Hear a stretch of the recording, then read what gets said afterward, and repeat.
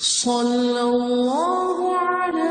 محمد صلی اللہ علیہ وسلم۔ اعوذ باللہ السمیع العلیم من الشیطان الرجیم، بسم اللہ الرحمن الرحیم، والصلاۃ والسلام علی رسولہ الکریم۔ قاری شریف کتاب الاذان۔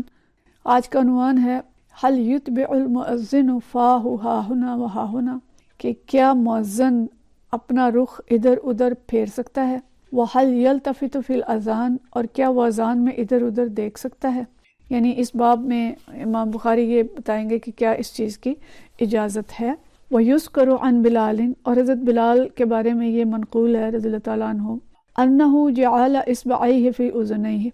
انہوں نے دونوں انگلیاں اپنے دونوں کانوں میں ڈالیں۔ وَكَانَ ابن عمر لَا يَجْعَلُ إِصْبَعَيْهِ فِي أُذُنَيْهِ، اور حضرت عبداللہ بن عمر اپنے کانوں میں انگلیاں نہیں ڈالتے تھے۔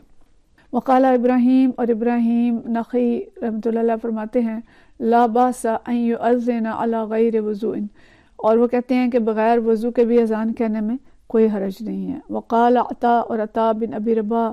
کہتے ہیں الوضوء حق و سنت، کہ وضو جو ہے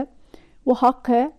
اور وہ سنت ہے، مسنون ہے، یعنی اذان کے لیے وضو کرنا چاہیے۔ وقالت عائشہ، تو حضرت عائشہ رضی اللہ تعالیٰ عنہ فرماتی ہیں کان النبی صلی اللہ علیہ وسلم یذکر اللہ علی کل احیانہ،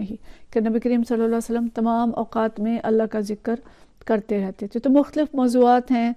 یہاں پہ امام بخاری نے چھیڑے ہیں۔ جو عنوان رکھا ہے اس باب کا وہ یہ ہے کہ کیا مؤذن جو ہے وہ اذان دیتے وقت ادھر ادھر دیکھے گا؟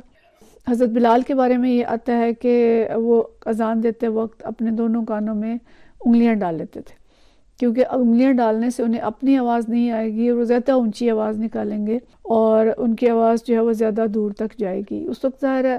یہ مائک وغیرہ نہیں ہوتے تھے، اسپیکر نہیں تھے، اور چھت پہ چڑھ کے وہ اذان دیا کرتے تھے تاکہ دور تک آواز جائے، تو کان میں انگلیاں ڈال کے اذان دیتے تھے تاکہ زیادہ اونچی آواز میں اذان دے۔ آج بے شک اس کی ضرورت نہیں ہے، لیکن سنت کے طور پہ مؤذن یہی کرتے ہیں کہ وہ کان کے اندر انگلیاں ڈالتے ہیں اور اذان دیتے ہیں۔ لیکن حضرت عبداللہ بن عمر رضی اللہ تعالیٰ عنہ وہ انگلیاں نہیں دیتے تھے، اور ان کا خیال ہے کہ کانوں میں انگلیاں ڈالنا لازمی نہیں ہے، اگرچہ یہ بہتر ہے۔ دوسرا موضوع جو چھیڑا ابراہیم نخعی، کہتے ہیں کہ اس میں کوئی مذاکرہ نہیں ہے کہ ایک شخص بغیر وضو کے اذان کہے، لیکن حضرت عطاء بن ابی رباح ہیں، وہ کہتے ہیں کہ وضو کے ساتھ ہی اذان دینی چاہیے کیونکہ وضو ثابت اور مسنون ہے۔ تو فقہ حنفی کے مطابق بھی وضو کے ساتھ ہی اذان دینی بہتر ہے، اور وہ سمجھتے ہیں کہ یہ بھی چونکہ سنت ہے اس لیے باوضو کئی مؤذن اذان دے، لیکن یہ ایسی مکروہ نہیں ہے کہ جو بالکل ممنوع ہو، لیکن پسندیدہ نہیں ہے۔ وضو کر کے ہی اذان کہنا بہتر ہے، یہی جو ہے یہ مسنون طریقہ ہے۔ اور جو حضرت عائشہ رضی اللہ تعالیٰ عنہ نے فرمایا کہ نبی کریم صلی اللہ علیہ وسلم ہر حال میں اللہ کا ذکر کرتے تھے، تو مقصد یہ ہے کہ بغیر وضو کے بھی ذکر کرتے رہتے تھے اور وضو کے ساتھ بھی ذکر کرتے تھے۔ شاید اس لیے لائے ہیں کہ پھر بغیر وضو کے اذان بھی دی جا سکتی ہے، لیکن اگر مجبوری ہو تو ظاہر ہے ایسا ہو سکتا ہے، لیکن بہتر یہ ہے، مسنون طریقہ یہ ہے اور اولیٰ یہ ہے کہ مؤذن جو ہے وہ وضو کر کے اذان دے۔ حدیث ہے 608، اور یہ بھی حدیث ہے عون بن ابی جحیفہ سے، عون بن ابی جحیفہ عن ابی ہے، عون بن ابو جحیفہ اپنے والد حضرت ابو جحیفہ سے بیان کرتے ہیں انہ رعا بلالا یؤذن، کہ میں نے دیکھا بلال رضی اللہ تعالیٰ عنہ کو اذان دیتے ہوئے، فجعلت اتتبع فاہ ہاہنا وہاہنا بالاذان،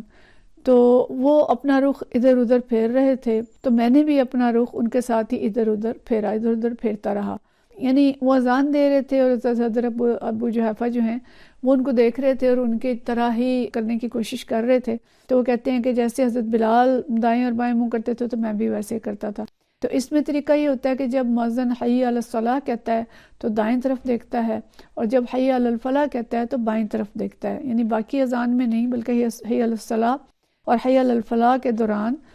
دائیں اور بائیں اپنا رخ موڑتے تھے حضرت بلال رضی اللہ تعالیٰ عنہ، اور آج بھی یہ سنت جو ہے وہ ویسے ہی جاری ہے، اور مؤذن جو ہیں وہ اذان کے دوران حی علی الصلاۃ کہتے ہوئے دائیں طرف دیکھتے ہیں اور حی علی الفلاح کہتے ہوئے بائیں طرف دیکھتے ہیں۔ تو اس کا مطلب ہے کہ مؤذن کے لیے ادھر ادھر دیکھنا جو ہے وہ منع نہیں ہے، وہ دیکھ سکتے ہیں دائیں اور بائیں، اور اپنے کانوں میں انگلیاں بھی ڈال سکتے ہیں۔ اگلا باب ہے قول الرجل فاتتنا الصلاۃ، کہ ایک آدمی کا یہ کہنا کہ ہم سے نماز فوت ہو گئی ہے۔ یہ اصطلاح استعمال کی جاتی ہے کہ جب کسی کی نماز قضا ہو گئی ہے، نماز کا کوئی حصہ چھوٹ گیا ہے، تو اس کو کہا جاتا ہے کہ نماز فوت ہو گئی ہے۔ اور اس میں ابن سیرین کا قول لائے ہیں امام بخاری، وکرہ ابن سیرین یقول فاتتنا الصلاۃ، ابن سیرین اس چیز کو ناپسند کرتے تھے کہ کوئی شخص کہے کہ ہم سے نماز فوت ہو گئی ہے یا ہماری نماز فوت ہو گئی ہے، ولیکن یقول، وہ کہتے تھے کہ یہ کہو کہ لم ندرک، کہ ہمیں نماز ملی نہیں، وقال النبی صلی اللہ علیہ وسلم اصح، اور وہ کہتے ہیں کہ نہیں، نبی کریم صلی اللہ علیہ وسلم کا قول زیادہ صحیح ہے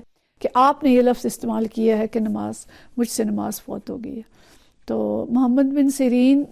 یہ ناپسند کرتے تھے کہ کوئی شخص یہ کہے کہ نماز مجھ سے فوت ہو گئی ہے، یعنی فوت کی نسبت اس صلاۃ کی طرف نہ کرے بلکہ اس کی نسبت اپنی طرف کر لے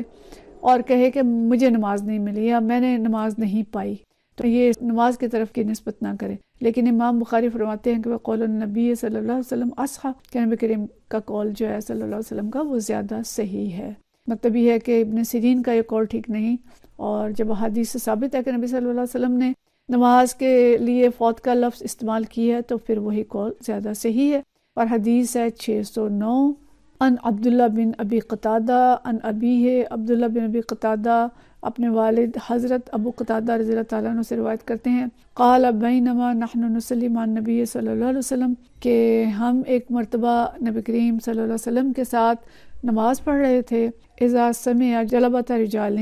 تو ہم نے لوگوں کے قدموں کی آواز سنی یا ان کے دوڑنے کی آواز سنی، فلما صلی، جب نبی کریم صلی اللہ علیہ وسلم نے نماز مکمل کر لی، قال، فرمایا، ما شأنکم، کہ تمہاری کیا حالت ہے، یعنی تم نے یہ شور کیوں کیا، یا جو قدموں کی آواز ہے کیوں آئی؟ قالوا، انہوں نے کہا، استعجلنا الی الصلاۃ، کہ ہم تیزی سے نماز کی طرف آ رہے تھے، یا ہم دوڑ کے نماز کی طرف آ رہے تھے۔ قال فلا تفعلوا، ایسا نہ کرو، یا آئندہ ایسا نہ کرنا، اذا آتیتم الصلاۃ فعلیکم علیکم بالسکینۃ، کہ جب تم نماز کے لیے آؤ تو اطمینان کے ساتھ آؤ، اذا آتیتم الصلاۃ فعلیکم بالسکینۃ، سکینت کے ساتھ آؤ اور اطمینان کے ساتھ آؤ، یعنی دوڑ کے نہ آؤ، فما ادرکتم فصلوا، تو جو نماز تم پا لو وہ پڑھ لو، وما فاتکم فاتموا،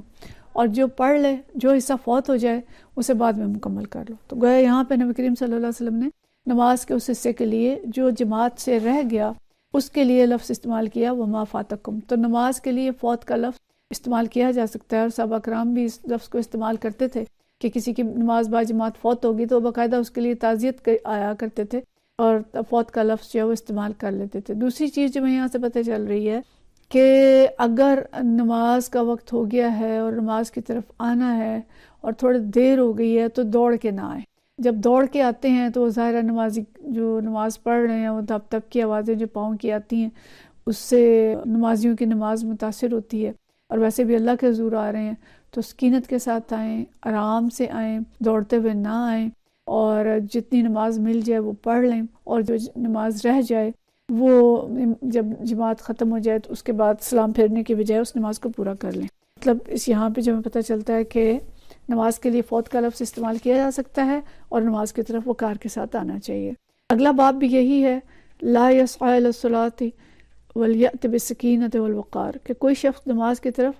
دوڑ کے نہ آئے، لا یسعی الی الصلاۃ، دوڑ کے نہ آؤ بلکہ سکینت اور اطمینان اور وقار کے ساتھ آؤ۔ وقالا، اور امام بخاری کہتے ہیں کہ نبی کریم صلی اللہ علیہ وسلم نے فرمایا، ما ادرکتم فصلوا، یہ پچھلی حدیث کے الفاظ ہیں کہ جو تم پا لو اس کو پڑھ لو، وما فاتکم فاتموا، اور جو حصہ فوت ہو جائے اس کے بعد میں پورا کر لو۔ قالہ ابو قتادہ عن النبی صلی اللہ علیہ وسلم، یہ پچھلی حدیث ہے جو حضرت ابو قتادہ نے نبی کریم صلی اللہ علیہ وسلم سے روایت کی ہے۔ تو اس باب کا عنوان ہی انہوں نے وہ لگایا کہ نماز کی طرف سکینت کے ساتھ آئیں۔ حدیث ہے 610،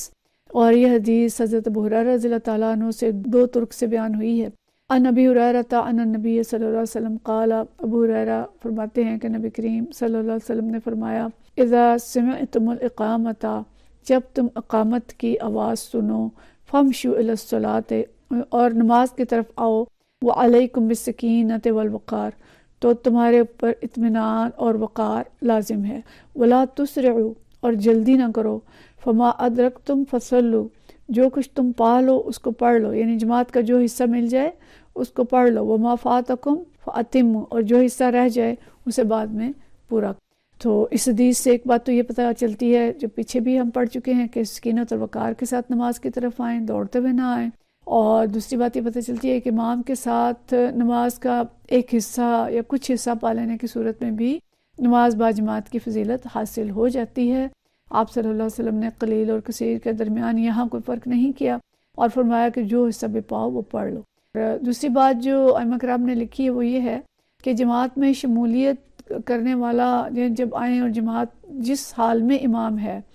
کھڑا ہے، وہ رکوع میں ہے، سجدے میں ہے، اسی حالت میں اس کے ساتھ شامل ہو جائیں۔ جیسے ترمذی میں کسی شخص کا قول ہے کہ جو شخص امام کو سجدہ کی حالت میں پائے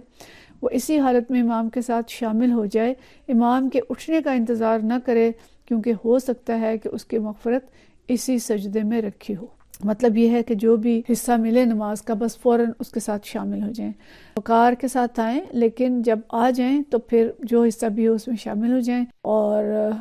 چھوٹ جانے والی نماز جو ہے اس کو بعد میں پورا کر لیں۔ وآخر دعوانا ان الحمدللہ رب العالمین۔